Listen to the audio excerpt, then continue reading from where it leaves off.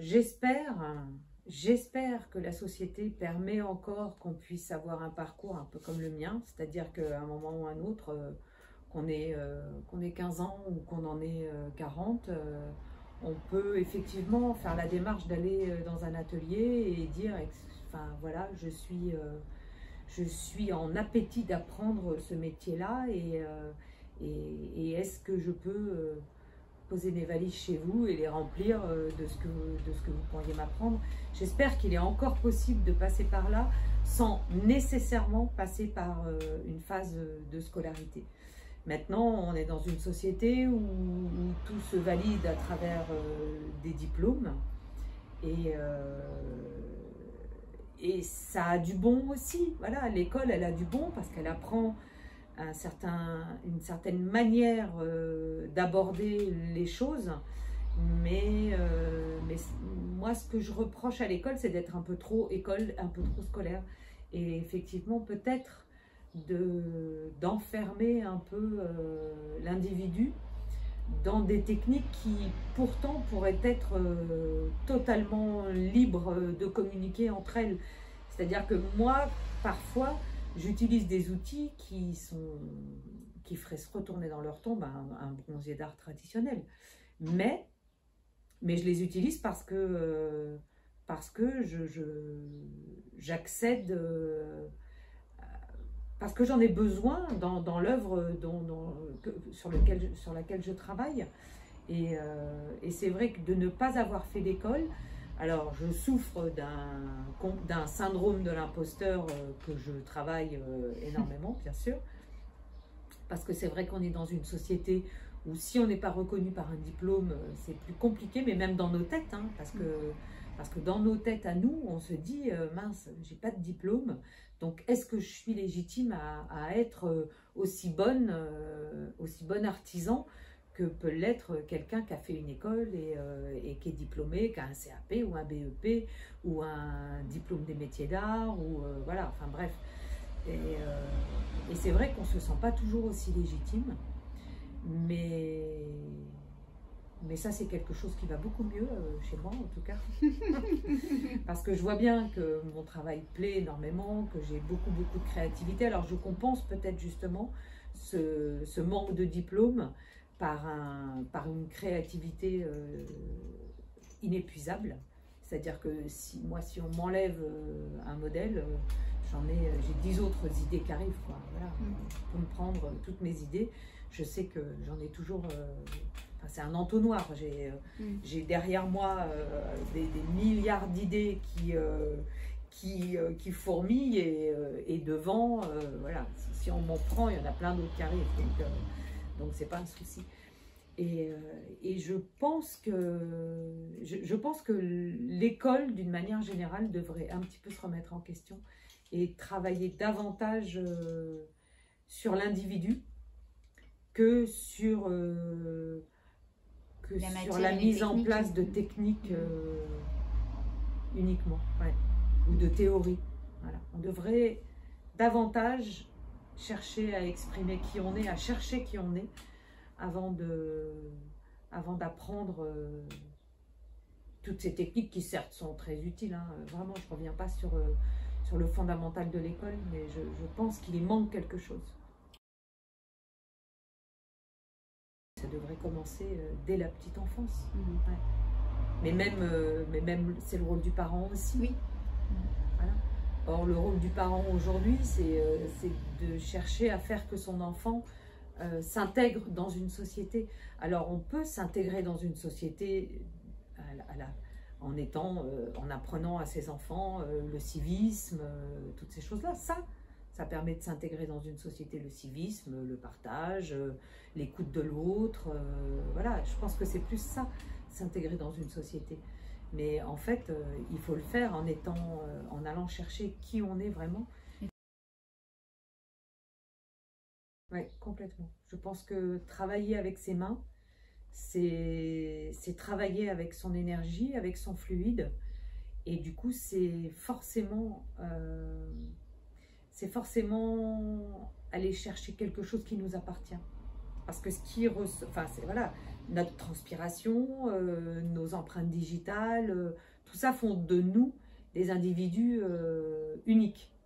Donc notre ADN, enfin tout ça. Et je pense que effectivement, si on ouvrait davantage les enfants et les jeunes à, à exprimer qui ils sont à travers leurs mains ou à travers leur voix, parce que le chant, c'est le même type de travail, c'est-à-dire qu'on va chercher une vibration qui est à l'intérieur de soi et on n'a pas besoin d'aller copier la vibration d'un autre artiste.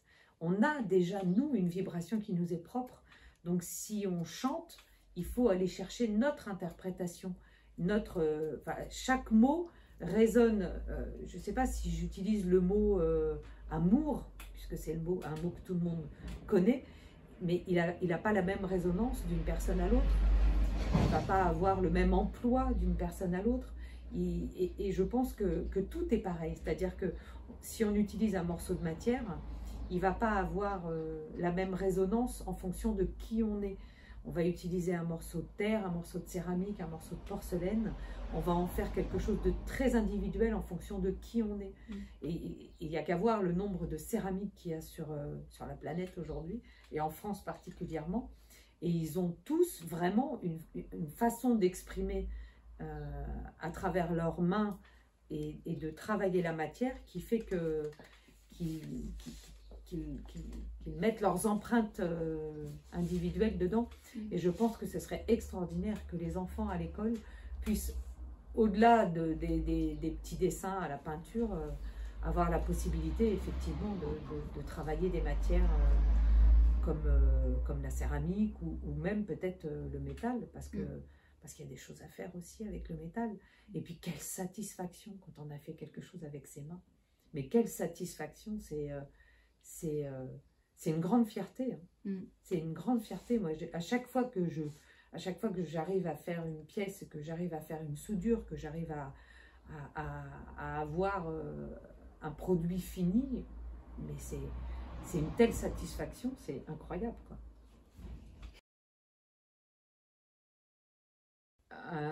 Administrativement parlant, la seule difficulté que j'ai rencontrée, c'est moi. Hein.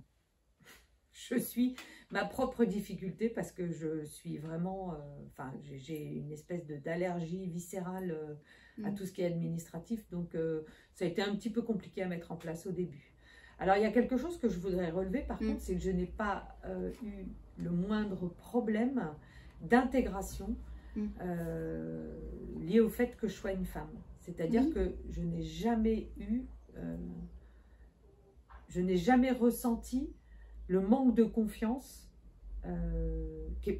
En plus, je travaille dans un milieu qui est très très masculin. Dans les différents ateliers où j'ai travaillé, j'ai vraiment travaillé qu'avec des hommes.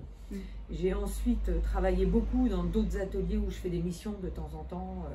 J'ai travaillé pour l'atelier Go, où on a travaillé pour le Ritz, pour le Normandie, enfin voilà, vraiment pour des lieux et des hôtels de luxe. Et je n'ai jamais eu le moindre problème à être une femme dans un milieu masculin.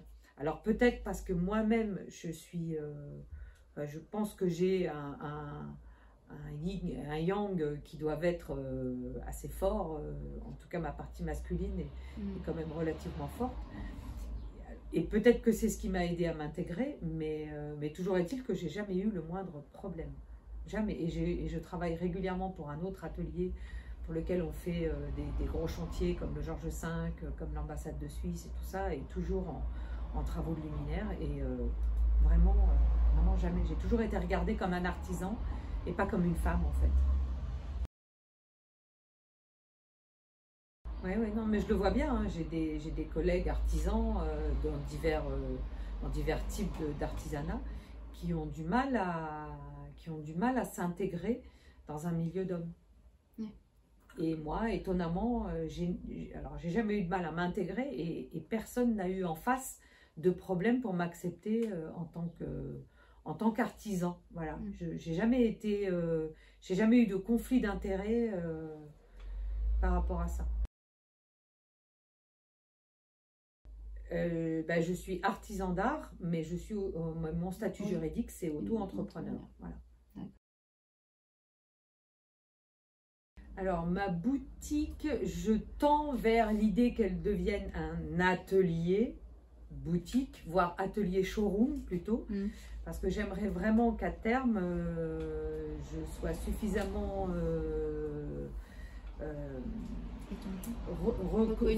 pas reconnue, mais suffisamment installée dans différents points de vente pour que la boutique devienne vraiment plus une idée de showroom où je montrerai mes dernières pièces, mes dernières collections, où j'accueillerai les architectes d'intérieur pour mes pièces de design maison, où voilà, j'aurai plus vraiment plus un espace showroom, et ici pouvoir consacrer l'espace à la création vraiment en développant des pièces avec des volumes plus importants et tout ça. Ouais.